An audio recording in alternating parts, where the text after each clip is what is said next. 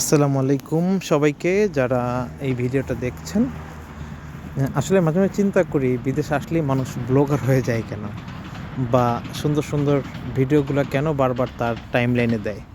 আমার কাছে হঠাৎ করে মনে হলো যে সবচেয়ে বড় কারণ যেটা হচ্ছে, আমরা আমাদের দেশে যখন ছিলাম আমরা হয়তো শহরের পরিবেশে কখনো নর্মালি এত সুন্দর পার্ক বা জায়গাগুলো পাই না।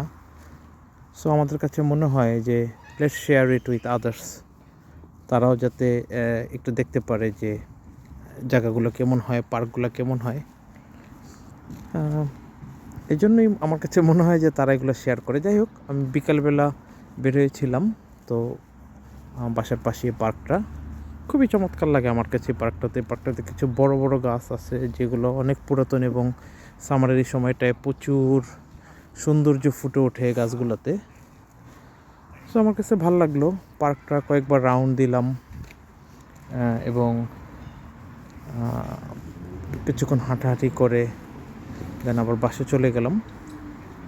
এই পার্কের এই গাছটা খুবই সুন্দর লাগে আমার কাছে। এই গাছটার নিচে একটা বড় ধরনের গর্ত আছে। আমার কাছে মনে হয়েছে যে কাঠবিড়ালি এবং আরও কিছু পাখি এখানে থাকতে পারে। সব কিছু মিলিয়ে খুবই ভালো লেগেছে। আমি মনে করি আপনারা যদি কখনো সুযোগ পান, সময় বের করে দেশের বাহিরেও বিভিন্ন জায়গায় ঘুরবেন, এতে আমাদের মন ভালো হবে, দেশের প্রতি ভালোবাসা বাড়বে এবং নিজের দেশের প্রতি দায় দায়িত্বও বাড়বে। আমার কাছে সবসময় এরকম মনে হয়। আপনারা চাইলে যদি কেউ ঘুরতে না আসতে চান, পড়াশোনার জন্য আসতে পারেন, সেটেলমেন্টের জন্য আসতে পারেন। ট্যুরিজমের সম্ভাবনা তো সবসময় আছেই।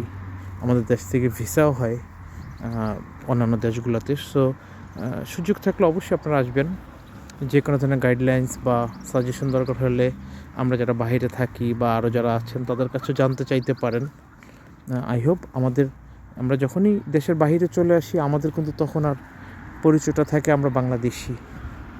তখন কিন্তু কে কোন অঞ্চলের, কে কোন রাজনৈতিক দল করে, কে কোন ধর্মের, এগুলো কিন্তু কখনোই কেউ কাউকে জিজ্ঞেস করে না। কারণ দেশের বাইরে আমাদের পরিচয় আমরা শুধু বাংলাদেশি, এটাই, এর চেয়ে বড় কোনো পরিচয় নেই।